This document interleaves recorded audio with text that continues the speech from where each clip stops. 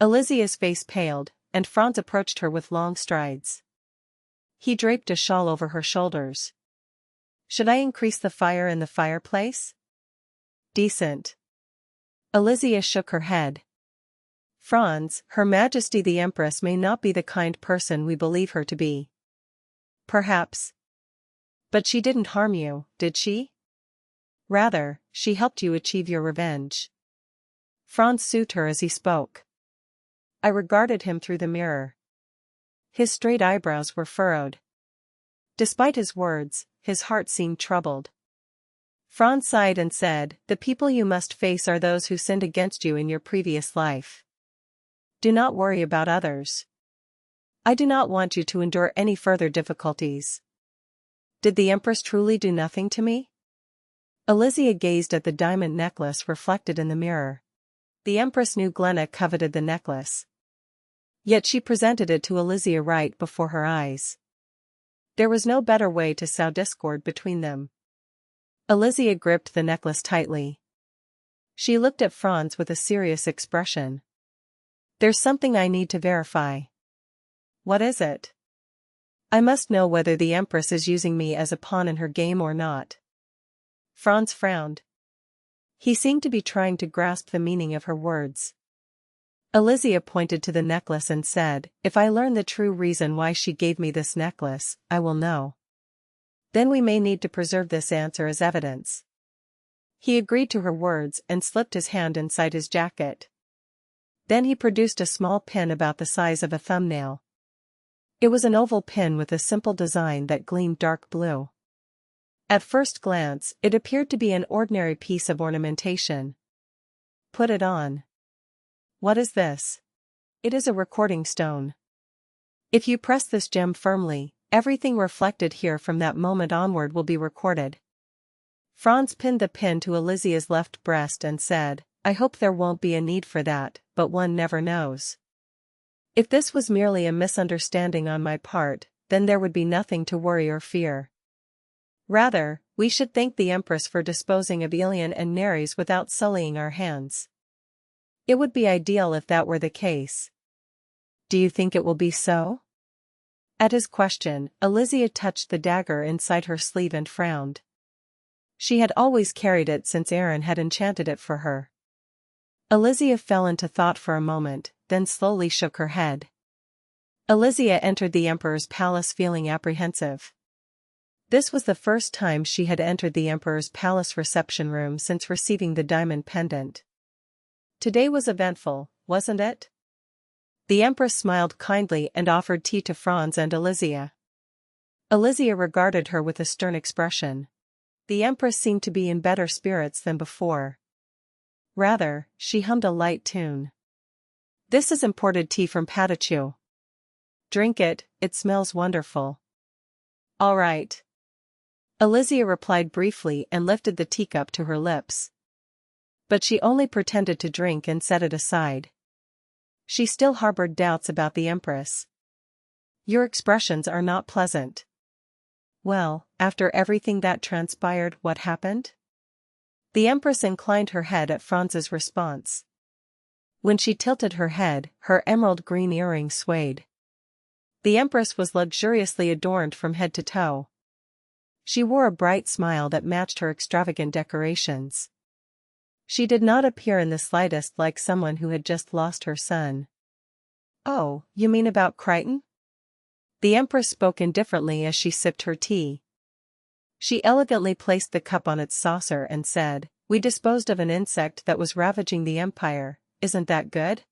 Insect? Elisia's eyes widened at the Empress's expression. Insect? Is this how she refers to her son? Surely there was something amiss. There was only one conclusion to reach here. The Empress wished to be rid of Crichton. Even if this event had not occurred, Crichton would have died by her hand one day. But why? Crichton was her only son. Moreover, he was a strong contender for the crown prince. If he became emperor, the Empress would spend the rest of her life as Empress Mother. The Emperor's mother enjoys wealth and glory until her death. She is, without question, the highest-ranking woman in the Empire. A life every woman in the royal family would envy was assured. So why did the Empress desire to kill her son, who would have granted her this path? I do not know. Elisia bit her lip. It felt like walking through a dense fog.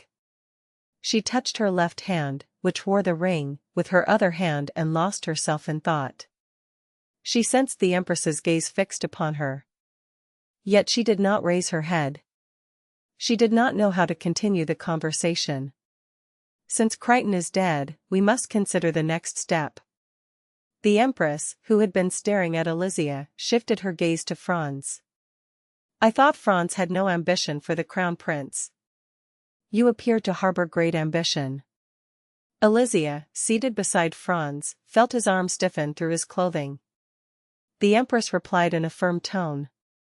I harbor no great greed for the crown or the throne. There is something else that matters to me. The Empress raised one eyebrow. She seemed to distrust Franz's words.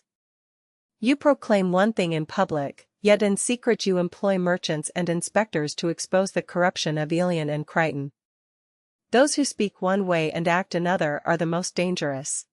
I have never noticed this before. Her words carried a sharp edge. Franz did not respond and lowered his gaze. It seemed that, like her, he could not fathom the Empress's character. When I suggested continuing the conversation, he assumed it would concern establishing the next royal lineage. Because the position of first prince had become entirely vacant. But the Empress's actions were ambiguous. From the outset, she behaved as if she did not wish to pass the crown to Franz. Even though no other alternative existed, she was holding back. She even attempted to discredit Franz, criticizing him. What do you desire? Elisia regarded the Empress with a puzzled expression. Of the two princes, Crichton had died, so it was natural for Franz to become crown prince. No one would object to that. Elisia thought the Empress might object. But that would be expected if she were grieving and angry over Crichton's death. Yet the Empress merely called him an insect, correct? It is certainly not due to her love for her son that she opposes Franz. So why? Why is the Empress endeavoring to push Franz away?